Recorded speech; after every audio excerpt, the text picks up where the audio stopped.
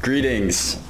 So last time I spoke on the book of 1 Samuel, we were in chapter 11, and today we are going to be going over chapter 12. But I wanted to do a little recap of what we learned last time in chapter 11. The title of my message was Do We Even Care? Do we have a plan for righteous anger that restores? And I laid out a little acronym there. It was CARE. So first, care. Do we care about our people? The A stood for, do we have a plan of action? Are we going to go act? And the R was, does our intent aim to restore when we display anger? And lastly, the E was, after it's all said and done, are we going to exalt God? And I promised a brother there's a little nuance in that message. I said that righteous anger always restores. And he came up to me afterwards, and I promised him I'd make a clarification that sometimes we can't control the outcome of our actions, but that our intent should be to restore. So I just wanted to make that clarification. Do you hear it? Do you see it coming? I think some of you might be beginning to feel it in your bones. Some of you might be beginning to see it in the mirror with some receding hairlines. Maybe some of you look and you see some gray in your hair. Maybe some of you just hiked a mountain and it took you longer than the last time. Your bones are aching. Maybe you look at your hands and your face, and when you smile you see wrinkles. There's signs all over it. We have tender joints, aching bones, long beards, weathered hands, gargled voices, spotted skin. Has anyone ever took a black light up to your skin and seen what the sun has been doing to you over the course of time? Try it, you might be frightened. There are countless stories of growing old. Some of you know that I had a grandpa that lived with my family and I until the day he died, and he had lost this finger and his thumb. There are so many stories. He had lost his thumb on a farm. He had cut off his thumb on a conveyor belt, had ripped it off. And you see it all around us. We tell stories, we have scar stories, and it's leaving marks on us. And I have some bad news. With the coming of age, some of us are going to lose fingers. Some of us are going to lose our hearing. Some of us are going to lose our eyesight, our taste, our touch, our memory, our physical prowess. Maybe some of you won't be able to jump as high. That'll be a sad day. But the big question I want to lay before you is, death is at your doorstep, and it's going to take your body. I can promise you that. But are you going to give it your substance? Are you going to let it take your integrity, your joy, your good memories, your dreams, your passions? Will it take your substance? We are all growing old and gray-headed. And it causes this little internal strife. You look in the mirror, and have any of you ever heard of these crow marks on your eyes? You look and you're like, wrinkles are forming on me. This is crazy. I never thought this would happen to me. I thought I was indestructible. And then all of a sudden, internally, we get a little scared.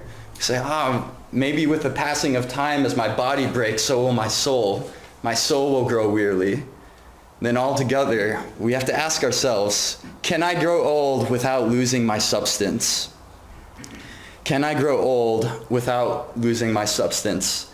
So today we're going to be reading in 1 Samuel chapter 12, where Samuel teaches us the keys to growing old and gray-headed without losing your substance, without losing that integrity that remains in you when you were young. So everybody turn with me to 1 Samuel chapter 12. Now Samuel said to all Israel, "Indeed, I have heeded your voice in all that you said to me, and have made a king over you. And now here is the king, walking before you, and I am old and gray-headed, and look, My sons are with you. I have walked before you from my childhood to this day. Here I am. Witness against me before the Lord and before his anointed. Whose ox have I taken? Or whose donkey have I taken? Or whom have I cheated? Whom have I oppressed? Or from whose hand have I received any bribe with which to blind my eyes? I will restore it to you. And they said, You have not cheated us or oppressed us, nor have you taken anything from any man's hand. Then he said to them, The Lord is witness against you, and his anointed is witness this day, that you have not found anything in my hand. And they answered, He is witness. Then Samuel said to the people, It is the Lord who raised up Moses and Aaron, and who brought your fathers up from the land of Egypt. Now therefore stand still, that I may reason with you before the Lord concerning all the righteous acts of the Lord, which he did to you and your fathers, when Jacob had got into Egypt, and your fathers cried out to the Lord. Then the Lord sent Moses and Aaron, who brought your fathers out of Egypt and made them dwell in this place. And when they forgot the Lord their God, he sold them into the hand of Sisera, commander of the army of Hazor, into the hand of the Philistines, and into the hand of the king of Moab. And they fought against them. They cried out to the Lord and said, We have sinned because we have forsaken the Lord and served the Baals and Ashtaroths. But now deliver us from the hand of our enemies, and we will serve you. And the Lord sent Jerubbaal, Bedan, Jephthah, and Samuel, and delivered you out of the hand of your enemies on every side, and you dwelt in safety. And when you saw that Nahash, king of the Ammonites, came against you, you said to me, No, but a king shall reign over us, when the Lord your God was your king. Now therefore, here is the king whom you have chosen, and whom you have desired. And take note, the Lord has set a king over you. If you fear the Lord and serve him, and obey his voice, and do not rebel against the commandment of the Lord, then both you and the king who reigns over you will continue following the Lord your God. However, if you do not obey the voice of the Lord, but rebel against the commandment of the Lord, then the hand of the Lord will be against you, as it was against your fathers. Now therefore, stand and see this great thing which the Lord will do before your eyes. Is today not the wheat harvest? I will call to the Lord, and he will send thunder and rain, that you may perceive and see that your wickedness is great, which you have done in the sight of the Lord, in asking a king for yourselves. So Samuel called the Lord, and the Lord sent thunder and rain that day. And all the people greatly feared the Lord and Samuel. And all the people said to Samuel, Pray for your servants to the Lord your God, that we may not die. For we have added to all our sins the evil of asking a king for ourselves. Then Samuel said to the people, Do not fear, you have done all this wickedness. Yet do not turn aside from following the Lord, but serve the Lord with all your heart. And do not turn aside, for then you would go after empty things which cannot profit or deliver, for they are nothing. For the Lord will not forsake his people for his great name's sake, because it has pleased the Lord to make you his people. Moreover, as for me, far be it from me that I should sin against the Lord in ceasing to pray for you, but I will teach you the good and right way. Only fear the Lord and serve him in truth with all your heart, for consider what great things he has done for you. But if you still do wickedly, you shall be swept away, both you and your king. Wow. So right here,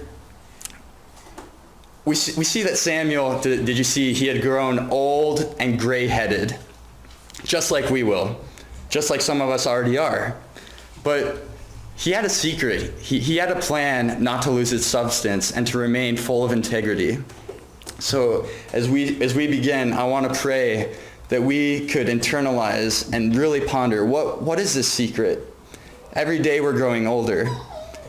We see it in the people we care about, in our parents. And it's hard sometimes because we don't want people to lose what they cared about.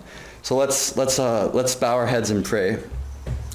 Father, I come before you today, and I pray that all of us today would look at this story and really try to figure out, what is it going to take that we can finish well with our lives, God?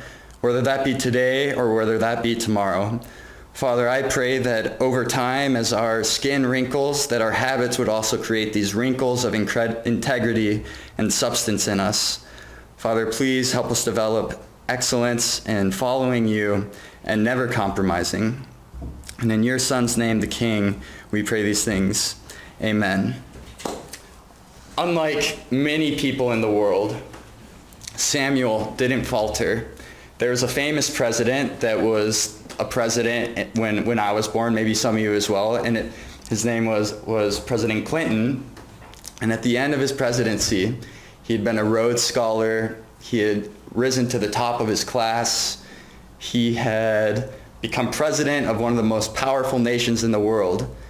And all it took was one single moment to lose it all, to show all the world that his substance had withered with his age.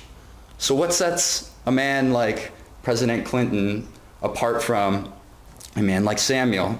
Samuel was obviously a competent guide. He calls before Israel. He's old and gray-headed, and he testifies before the Lord. I'm full of integrity. I stand before God. Do you hear it? And we should be looking at him saying, man, I want to follow you. I want to do exactly whatever it was that you do. So Samuel, he lays out a plan for us to follow. And I want to explore that plan and really get to the question of how can he guide us to confront death as it comes knocking at our door with age, with all these things that we're going to confront in the years to come, which leads to my first point. My mom used to sign this in her card. She said, I pray that you will be a gift that keeps on giving.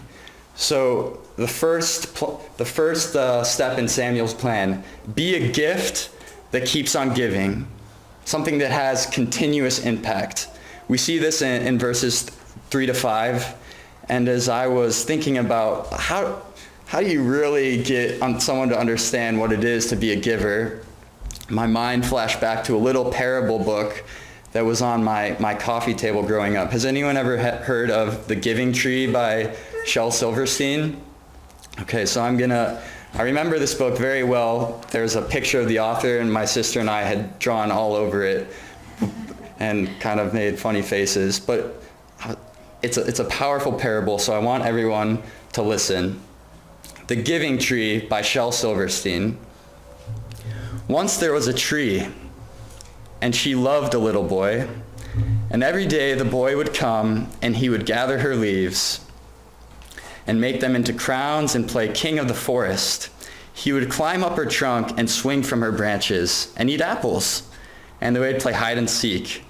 And when he was tired, he would sleep in her shade, and the boy loved the tree very much, and the tree was happy. But time went by, and the boy grew older, and the tree was often alone. Then one day the boy came to the tree, and the tree said, "Come, boy, come and climb up my trunk and swing from my branches, and eat apples and play in my shade, and be happy." "I'm too big to climb and play," said the boy. "I want to buy things and have fun. I want some money. Can you give me some money?" "I'm sorry," said the tree, "but I have no money. I have only leaves and apples. Take my apples, boy, and sell them in the city. Then you will have money, so you will be happy." And so the boy climbed up the tree and gathered her apples and carried them away, and the tree was happy. But the boy stayed away for a long time, and the tree was sad. Then one day the boy came back, and the tree was with shock and with joy. She said, "Come, boy, come, climb up my trunk and swing from my branches and be happy." "I'm too busy to climb trees," said the boy. "I want a house to keep me warm," he said. "I want a wife and I want children, and so I need a house. Can you give me a house?" "I have no house," said the tree. "The forest is my house, but you may cut off my branches and build a house. Then you will be happy." And so the boy cut off her branches and carried them away to build a house, and the tree was happy. But the boy stayed away for a long time, and when he came back, the tree was so happy she could hardly speak. "Come, boy," she whispered, "come and play." "I'm too old and sad to play," said the boy. "I want a boat that will take me far away from here. Can you give me a boat?" "Cut down my trunk and make a boat," said the tree. "Then you can sail away and be happy." And so the boy cut down her trunk and made a boat and sailed away, and the tree was happy, but not really. And after a long time, the boy came back again. "I am sorry, boy," said the tree, "but I have nothing left to give you. My apples are gone." My teeth are too weak for apples," said the boy. "My branches are gone," said the tree. "You cannot swing on them. I am too old to swing on the branches," said the boy. "My trunk is gone," said the tree. "You cannot climb. I am too tired to climb," said the boy. "I'm sorry," sighed the tree. "I wish that I could give you something, but I have nothing left. I'm just an old stump. I'm sorry." "I don't need very much now," said the boy. "Just a quiet place to sit and rest. I'm very tired." "Well," said the tree, straightened herself up as she could. "Well, an old stump is good for sitting and resting. Come, boy, sit down, sit and rest." And the boy did, and the tree was happy. And a lot of people have speculated on what the author was talking about when he wrote this story. Some speculate that he was talking about Jesus, who is constantly given everything for us. Sometimes we forget and we run away and we come back. But some people speculate he's actually talking about mothers, and that as children, sometimes we grow up and we have no idea how much mothers are pouring into us, how much our parents are pouring into us. And so we have an option in our life. Are we going to be more like the giving tree, or are we going to be more like the little boy who didn't know what was being given to him? We all know from scriptures, in Acts 20:35 it says, "I have shown you in every way, by laboring like this, that you must support the weak, and remember the words of the Lord Jesus, that he said, 'It is more blessed to give than to receive.'" Do you believe that? Sometimes it's easy to say, harder to believe. We have this choice, and let's strive to be a giver, be a gift that keeps on giving until basically our bodies are done, cut down, broken, but we're still supporting the people that we've invested in. There's a sharp contrast here between Samuel in his old age and the warning that God gives Israel before they ask for a king. So I want everyone to now open to 1 Samuel 8. We're actually going to turn back and see the contrast between what God is warning Israel and what actually happens. So we're going to start in 1 Samuel chapter 8, verse 9. "Now therefore, heed their voice." This is when God is talking to Samuel to give them a king. "However, you shall solemnly forewarn them and show them the behavior of the king who will reign over them." So Samuel told all the words of the Lord to the people who asked him for a king, and he said, "This will be the behavior of a king who will reign over you. He will take your sons and appoint them for his own chariots to be his horsemen, and some will run before his chariots. He will appoint captains over his thousands and captains over his 50s. He will set some to plow the ground and reap his harvest, and some to make weapons of war and equipment for his chariots. He will take your daughters to be perfumers, cooks, and bakers, and he will take the best of your field, your vineyards, and your olive groves, and give them to his servants. He will take 1/10 of your grain and your vintage, and give it to his officers and servants. And he will take your male servants, your female servants, and finest young men, and your donkeys, and put them to work. And he will take 1/10 of your sheep, and you will be his servants."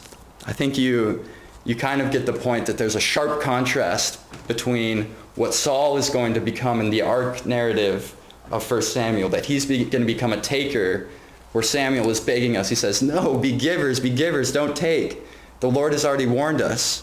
And even later on, we see in King David that David, at the end of his life, at the very arc, what's the fatal mistake that David makes? He takes Bathsheba to be his own. So Samuel, we see a contrast. Let's be a gift that keeps on getting.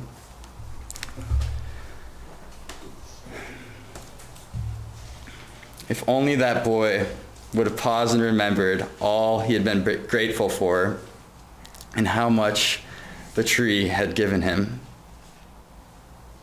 This leads me into the next point. Collect your life and consider all the great things the Lord has done for you.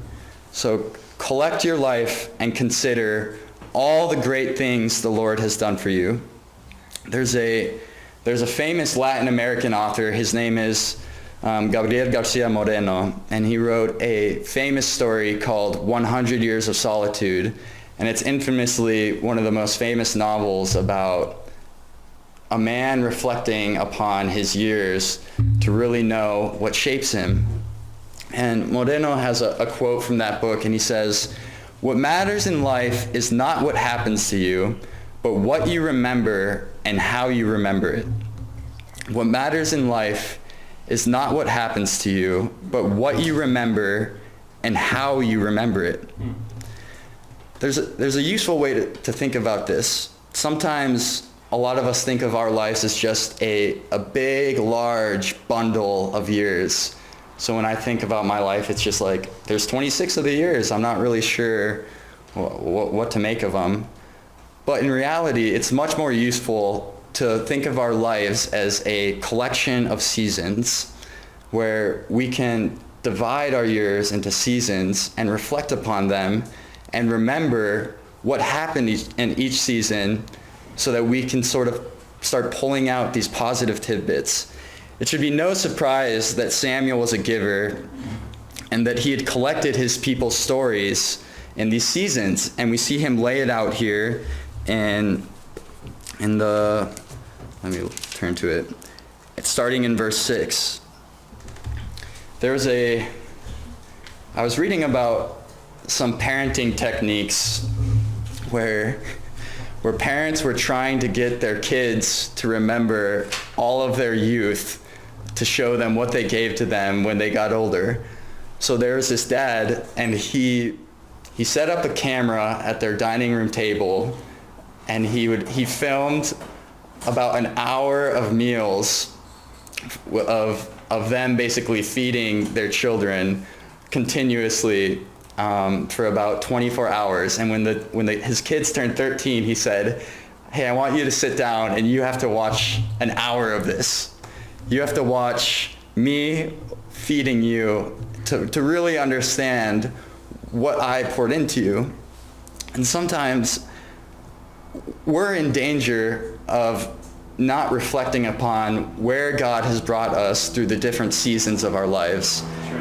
And the benefits that we have attained through all of the struggling times. There are good times, but there are hard times. And I am the first one to admit that I'm preaching to myself, that sometimes I look at a hard moment in my life and I just beg, God, why did this have to happen? But when we look at what Samuel's doing here, he's speaking to the people of Israel and he's saying, break it down in seasons and pull out all the things that God has done for you. I think all of us can remember some of the great stories of our parents sort of pulling us out of danger. Last night, we were sitting around a fire and Peter was up in a chair and the chair tipped over and Peter's head was about to hit the concrete like very fast, and Laura right here just kind of grabbed the chair and pulled him over. He had no idea. Peter thought that something had just happened, but he didn't know that his mom was right there protecting him. Do you remember some of your parents teaching you how to cross a street where you had no idea the dangers coming on, and it was hard, and you're like, you won't let me cross the street. You won't let me have fun. And when we look back on it, it's like, look what they were giving us. They were giving us these keys to success. Are you reflecting on a regular basis where you have been and all the great things he has done for you since the day you were born? This simple exercise has the power to turn us into great optimists that can bear the burden, any burden, with great grace. I'm going to repeat that quote that Moreno said. He said, "What matters in life is not what happens to you, but what you remember and how you remember it." Will you choose to remember all God has done for you through your memories, or will you let this infection of pessimism creep in and turn your life into a sob story. All of us have met people where I think we can acknowledge that you talk to them and there's not a positive thing that they say. Which are we going to be? The optimists or the pessimists? The choice is yours, but I would personally rather be like Samuel. So after Samuel becomes this gift, he keeps on giving to the people, he keeps on sacrificing. He divides the story of the Israelites into these seasons, and he pulls out all these wins that God has accomplished for his people. It seems like it's time for Samuel to finally take a step back, and he can kind of sit in a chair and rest. And he kind of gives us this call to action where he takes credit for God's success, and he brushes the pivotal mistakes of Israel under the rug, and he gives Israel false assurances that everything is going to be okay. Is that what happens? No, of course not. That's not what happens. What does Samuel do? In verse 12, instead of taking credit from this pivotal victory that Israel has just won over this king that was trying to gouge people's eyes out, Samuel, he knows that back in chapter 8 that Israel has asked for a king, and he's waited for the right moment to bring this to their eyes. What could he have done? Samuel could have easily said, Israel, look at me. Look what I've done for you. I found this king. I appointed him. I gave him a plan. All of this credit is on my shoulders. But instead of this, Samuel again approaches Israel with something called candor. Candor is something like frankness, honesty, boldness, not being fake. So what is Samuel's call to action after we've done the first two steps of giving and collecting and considering? He calls us to not be fake and to give by caring and challenging. To give by caring and challenging. So challenging people is never easy. Has anyone ever had to step up and challenge someone in the error of their ways? It's hard. Confrontations, it's not pretty, it's not fun, it doesn't give you rainbows and butterflies. It's not something that I wake up in the morning, I'm thinking, I can't wait to go confront this person. But Samuel, that's what he does. Right after this victory, right after he's testified before the Lord, he cares enough about his people to challenge them in these hard moments.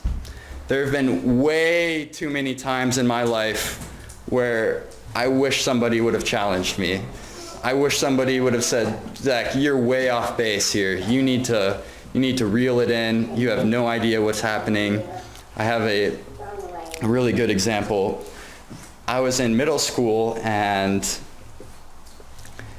one of my friends had brought a bottle of pills to school. I had no idea what the pills were, no idea where they came from, what their purpose was, or really why he brought them. And he said to me, hey Zack, I have this great idea.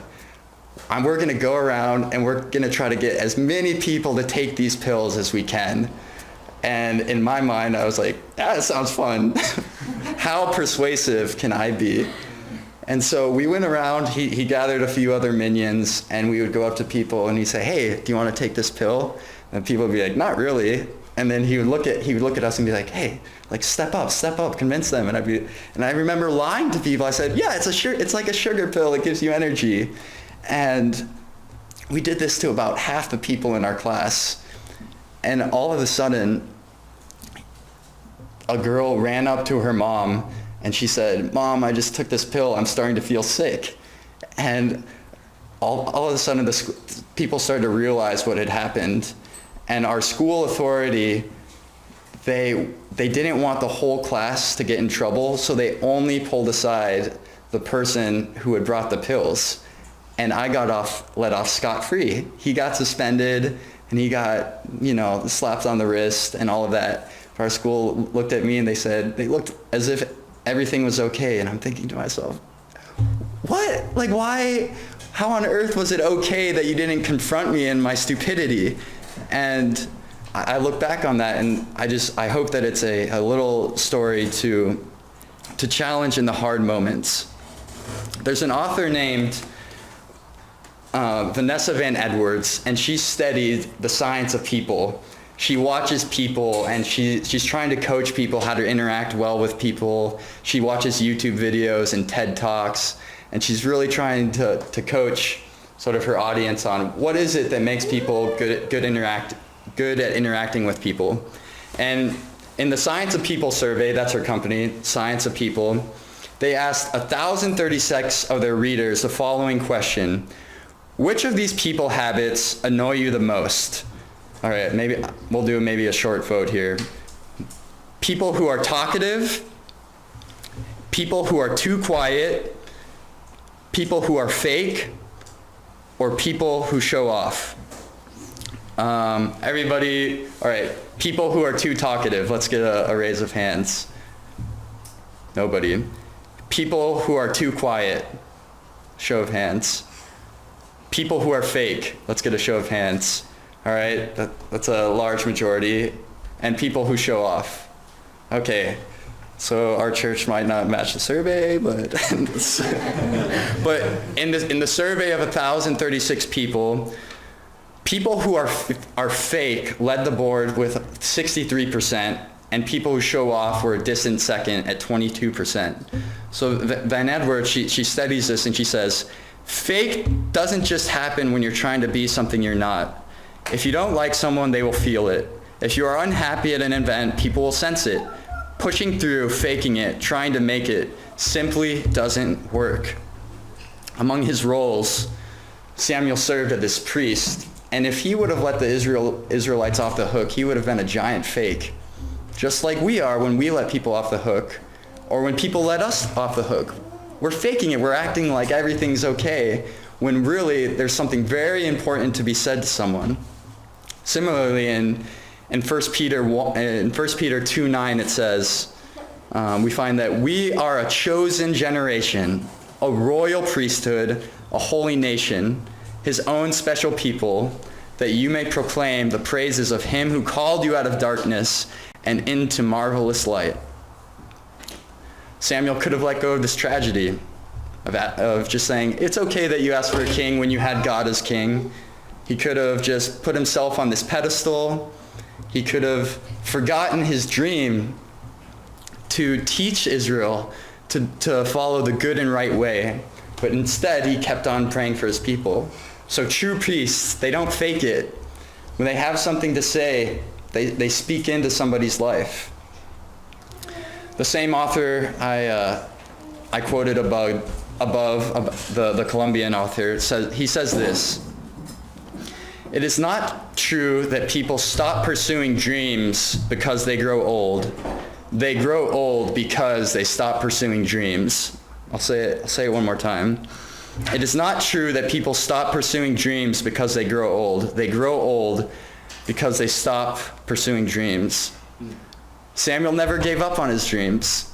He knew what he had to do. He knew he had to call the people of Israel back. And he wasn't gonna let his old age and his gray hair stop him from doing this. All right, but before you go off and start challenging everyone around you, I have a warning. What Samuel is radiating in this story is something that an author, Kim Scott, calls radical candor. So radical candor is when you care for someone so much that you challenge them. If you challenge someone without care, you're getting in danger here. So candor is this quality of being open, honest, and in expression and in frankness. So Samuel here, we see that he cares about his people and he challenges them directly. So I'm going to call this radical candor. There's an author. Her name is Kim Scott. Brother Finney has talked about this to me somewhat, and we'll put it on a little grid here. So let's call this grid challenging people. challenging others, and let's call this grid care for others, or being givers. Another way to think about caring for others is being givers. So Samuel, he cares and he challenges. So he displays something called radical candor. Radical candor. If he would have challenged the Israelites directly, but been one of these people in the beginning of the story that he didn't care for them, that he was taking from them, the author, Scott, calls this obnoxious aggression. This marker isn't working. Obnoxious aggression. Have you guys ever met anybody that was obnoxiously aggressive, that just like was always correcting you, and you went home and you just said, I don't think they care about me, they just want to yell at me? I was, the first year I moved here to Cambridge, I had a coach. I joined a crew club, and after every practice, it was exhausting. We would go up in the locker room. He had no idea who we were, and he would just say, "You're the worst team I've ever met in my life. You guys don't know how to row. I'm sick and tired of my job. You guys should just like go and never row again." And I remember all of us sitting there just being like, wow, this guy is challenging me, but he doesn't care at all. So as we go and we start, looking in others' lives, you can't challenge someone without caring for them. It's not part of Samuel's secret.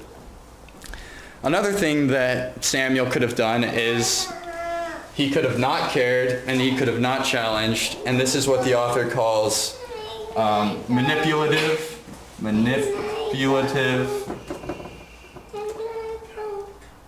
insecurity. Insincerity. Oh yeah, insincerity. I probably didn't spell that right, but manipulative insincerity. So if you don't care, if you're in a position of authority like Samuel was, and people are looking at you and you're not caring for them and you're not challenging them, then what's going to happen? You're just going to manipulate them and be insincere, and they're going to be off the map in some place you don't want them to be. And then finally, I have a tendency to drift towards this quadrant. I think a lot of us do, where we really care for people, but they do something and we're like, I don't really want to point you in the wrong direction. The author calls this ruinous empathy. Ruinous empathy. So this is a scenario where you see a kid, you love him, but he's going off sowing his wild oats, and you say, I love him, but I'm not bold enough to speak into his life. I love my friend, but I just don't have the boldness. I had a friend in high school who was pretty heavy into drugs, and all of us knew it. He was drinking, has anyone heard of robo-tripping? It's where you drink a bottle of cough syrup like continuously, and he was doing this every day, and we knew it. And I loved him so much, but I was too scared to say, hey man, you probably shouldn't do this. He ended up, right now he has a lot of challenges mentally. This drug kind of fried his brain, and now I look back and all of us friends, I'm thinking to myself, I wish I would have had candor. I wish I would have been a little more radical, but we don't get to go back. So the secret again, it's to care and challenge at the same time. Don't be a fake. If there needs to be a challenge, step up and challenge people. But don't do it without letting them know that you care about them. And if you don't care about them, you probably aren't in a position to be challenging them. And finally, kind of along these lines on this axis, the last thing that Samuel does is he paints success and failure in the eyes of his people, and he doesn't leave out the ifs. So he paints success and failure. One of the greatest lies I think I've ever been told in my life was, it's all going to be okay. It's all going to be okay, Zack. Stop worrying. There's nothing. God loves you. You believe in him. You have faith. even though you slip, even though you choose disobedience, even though, you're going and you're partying, you're drinking, you're doing this, it's going to be okay in the end. Because that's what the Bible says. But that's just not true. If we look at the story arc of the Bible, especially in 1 Samuel 12, there are three really important words. One word said 3 times, and it's if. It's simply the word if and a combination with the word then. So we see the word if. There's if-then statements all throughout 1 Samuel 12, 3 important ones in verse 14, 15, and 25. So I'll just read the last verse, verse 25. But if you still do wickedly, you shall be swept away, both you and your king, if you do wickedly. So Samuel, he does well for his people here, where he realizes that they need a course correction. But he says, hey, if you get back on track, if you fear the Lord and you love him and serve him with all your heart, he's going to save you. So he paints this success. But he also paints the if. Hey, if you don't do this, this is what's going to happen. As priests, as the royal priesthood, we have to be on the prowl to constantly remember that death is at our doorstep. And we are on the precipice of being swept away, sustained only by our choice to fear the Lord and serve him and trust him with all our hearts. Have any of you ever forgotten about the reality of a great responsibility? I'll give you an example. We had a brother in our church that just learned how to drive. He's 26. Who here is remember learning how to drive? Everybody. How seriously did you take that responsibility when you first got your permit? Really seriously. I remember, except for Brother Malcolm over here, I remember my hands were shaking on the wheel, and I was like, this is an enormous responsibility. I'm in charge of my sister's life. I'm in charge of everybody's life in the car. And you think about every little decision. You think about every turn. You think about the turn signals, the stoplights, everything around you. But what happens to us as we sort of grow older? Sometimes we forget about the enormous responsibility that we have. It was my senior year in college, and we had traveled to go snowboarding somewhere, and I was driving, and it was in a car full of friends. It was really late, and everyone's like, "Hey, can you make it back? Can you drive us back to school?" And I was like, "Yeah, of course. I've been driving for 3 years. Come on, look at me. I'm a big deal." And so I'm sitting there driving, and everyone else is sleeping in the car, and I was like, I am so tired. I'm exhausted. And I had loosened my reality on that I was on the precipice of holding other people's lives in my hands, and I fell asleep at the wheel and drifted over, and all my friends, everybody kind of woke up, because you can feel in a car when you start drifting, and everyone goes, "Zack, Zack, Zack," and I woke up and I gripped the wheel and we spun, but we didn't hit anything. But this just goes to show, are we in constant acknowledgement that we're on this great precipice of life and death? Constantly, every day it's a battle, and we have to remember this. We have a great responsibility to care for God's people and challenge them with the reality that this world is not about our happiness, but it's a crucible to holiness. It's a crucible to holiness. This is something that we talked about in apologetics one time. And the second that we start to realize this, that every day is a crucible to being swept away to destruction or to being allowed into the kingdom of our God, I hope that we constantly wake up and we say, others people's lives are at stake. My life is at stake with the decisions that we make. Even as we grow old, we have to do this, especially as we grow old, especially as we get gray hair, when more people are looking to us.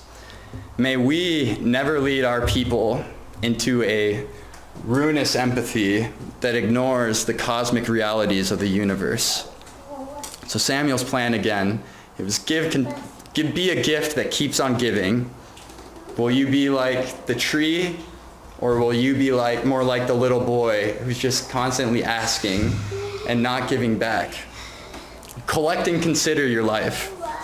Will you take a moment to maybe watch the videotape or think about the videotape of God leading you through these great moments, maybe spoon feeding you, wiping your face, changing your diapers? I'm sure that's kind of what God thinks about us. Answer this call to action by giving and caring with challenging. Don't be a fake. Don't be fake when you have something on your mind. Make sure you challenge people. And then lastly, paint success and failure. Don't leave out these ifs. If we leave out these ifs, that if you go off track, you're gonna die. That's not what Samuel did. This is how we can keep our substance when we grow older and not lose track of our dreams to be a faithful shepherd of God's people.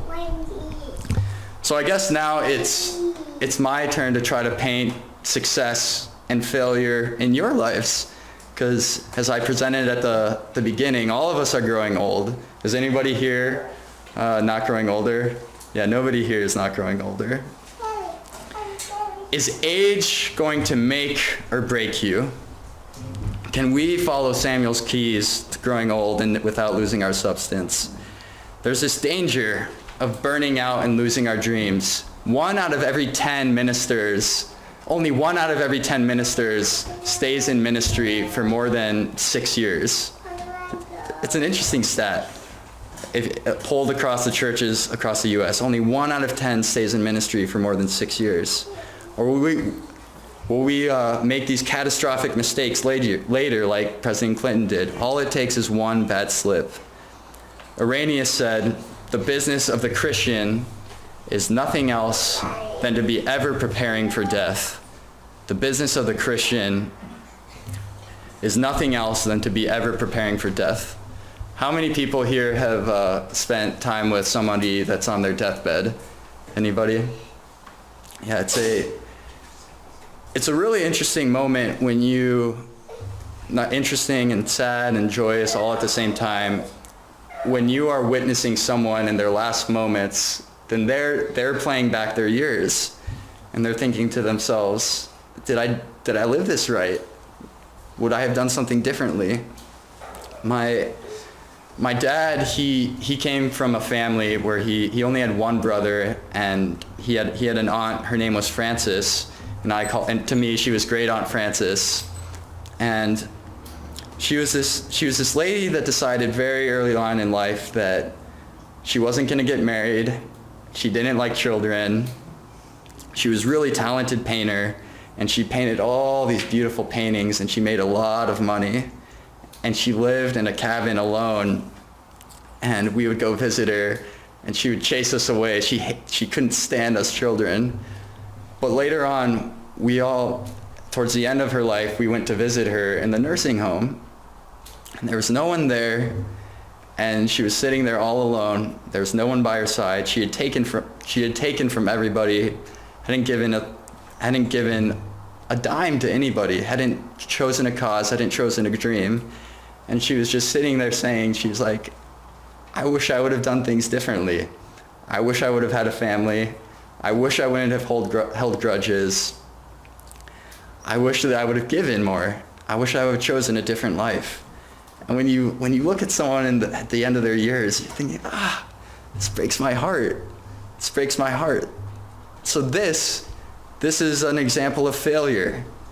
We don't want to be that person who loses our substance when we're there at the end of our years, and when our hair's gray and our skin is kind of saggy. Or are we going to be the picture of success? I spent some more time with another person on their deathbed, and one of their last lines was, I'm ready to go home. I'm ready. I lived it well. I have no more words left to say. I'm happy. I want to go meet my maker at some point. And in that is success. The opposite is failure. One author writes this about aging. Life is not one bundle of years, but rather a collection of seasons. Each season is as important and divinely assigned as others. Someone has written, certain people never lose their attractiveness. It just moves from their face to their heart. Great people, like violins, great literature, artwork, and architecture, only become more valuable and well-regarded with age. There are valuable things that age brings to one's life, such as experience, perspective, appreciation, understanding, incredible memories, and friendships trusted and cherished. Age is not an excuse for settling for less. It is an opportunity for reaping the dividends from every investment of yourself that you ever made in your family, friendships, career, others people's lives, and things more eternal. Old age is golden, that the period of human life known as old age is a crowning step for our lives. The fact that old age is a state of life to be valued for its wisdom and enlightenment, people whose increasing years have brought them increasing insight and wisdom. So death, it's at your doorstep. You can hear it, you can see it. It's gonna take your bodies, but you don't have to give it your substance. May we grow old and gray-headed like Samuel, giving, collecting our lives and considering all the great things our God has done, and challenging those among us with great care. Let's never forget the ifs. Thanks.